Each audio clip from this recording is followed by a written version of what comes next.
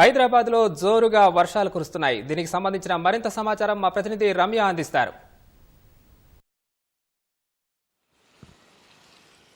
రాష్ట్ర వ్యాప్తంగా వర్షాలు విస్తారంగా కురుస్తున్నాయి. వాయుగుండ ప్రభావంతో ఇటు ఉత్తర తెలంగాణలో మరో 24 గంటల పాటు భారీ నుంచి అతి భారీ వర్షాలు కురిసే అవకాశం ఉంది అని చెప్పేసి వాతావరణ శాఖ ప్రకటించింది. ప్రస్తుతం మనం ఇదైతే బేగంపేట వద్దన్నటువంటి ఫ్లైఓవర్ కింద నుంచి ప్రవహిస్తున్నటువంటి నాలాన్ని చూడొచ్చు. అటు కుకట్పల్లి అదేవిధంగా బాలానగర్ మీదుగా వచ్చేటువంటి నాలాలన్నీ కూడా ఇందులో కలవడం, అక్కడ నుంచి ఇది మ్యారియట్ హోటల్ నుంచి దిగువ ప్రాంతానికి మళ్లించడం జరుగుతుంది. అయితే ఇదివరకు ఇది హుస్సేన్ సాగర్లో కలిసి అయితే అక్కడ నుంచి మ్యారియట్ హోటల్ నుంచి దీన్ని మళ్లించడం కూడా జరిగింది. గత 2 రోజులుగా కురిసినటువంటి వర్షానికి జనజీవనం దాదాపు స్తంభించిందని చెప్పొచ్చు.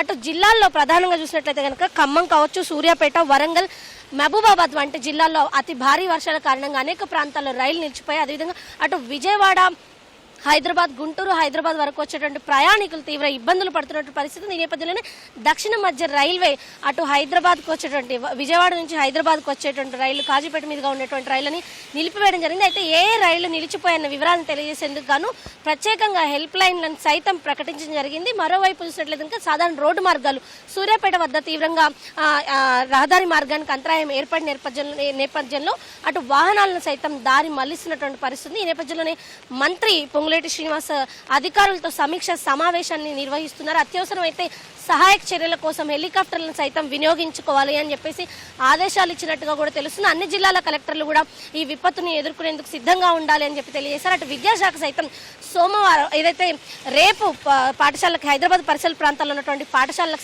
సెలవులు ప్రకటించడం జరిగింది. ఒకవైపు వర్షాకాలం తీవ్రమైనటువంటి అనారోగ్యాలు ఉన్నటువంటి నేపథ్యంలో వైద్య ఆరోగ్య శాఖ సైతం అప్రమత్తమై అనేక ప్రాంతాల్లో వైద్య సిబ్బంది ఎప్పటికప్పుడు అప్రమత్తంగా ఉంటూ అవసరమైనటువంటి మందులన్నీ కూడా సిద్ధంగా ఉంచుకోవాలి అని చెప్పి ప్రకటించడం జరిగింది. ఇక అన్ని శాఖల సమన్వయంతో ఈ విపత్తును ఎదుర్కోవాలని చెప్పేసి రాష్ట్ర వ్యాప్తంగా ఈ వాయుగుండ ప్రభావంతో ఏదైతే వర్షాలు తీవ్రంగా కురుస్తున్నాయో వాటి నుంచి ప్రజలు కూడా సైతం అప్రమత్తంగా ఉండాలి అని చెప్పేసి, ఎవరు అత్యవసరమైతే తప్ప ఇళ్ల నుంచి బయటకు రావద్దు అని చెప్పేసి ఇప్పటికే ప్రభుత్వం ప్రకటించింది. మరి ముఖ్యంగా చిన్నారులు, వయోవృద్ధులు ఇంటికే పరిమితమై ఉండాలి అని చెప్పి కూడా స్పష్టం చేసింది. అయితే అనేక ప్రాంతాల్లో నాలాలు పొంగి పొర్లుతున్నాయి. అటు హుస్సేన్ సాగర్ సైతం దాదాపుగా నీటి మొత్తం పూర్తయ్యేటువంటి పరిస్థితి ఉంది. ఈ నేపథ్యంలోనే దిగువ ప్రాంతానికి గేట్లను ఎత్తి నీటిని దిగువ ప్రాంతానికి పంపుతున్నటువంటి పరిస్థితి. అదేవిధంగా ఉస్మాన్ సాగర్, గండిపేటకు సైతం నీరు ఎగువ ప్రాంతాల నుంచి క్రమంగా చేరుతున్న నేపథ్యంలోనే వాటిలో నీటి మొత్తం క్రమంగా పెరుగుతున్నటువంటి పరిస్థితి ఉంది. ఇక రాష్ట్ర వ్యాప్తంగా వర్షాలు మరో 24 గంటల పాటు కొనసాగే అవకాశం ఉన్న నేపథ్యంలో అటు హైదరాబాద్కి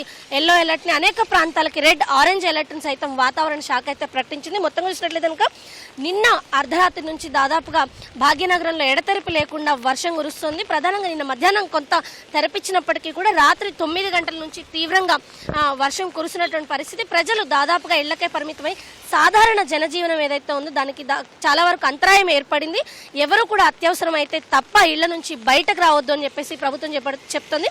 ఇక అవసరమైన ప్రాంతాల్లో ఏదైతే సహాయక చర్యలు ఉంటాయో వాటికి సంబంధించి కలెక్టర్లు ఎప్పటికప్పుడు స్థానిక అధికారులతోటి సమన్వయం చేసుకుంటూ సహాయక చర్యలు ఎలాంటి ఇబ్బందులు లేకుండా చేపట్టాలని కూడా తెలియజేయడం జరిగింది.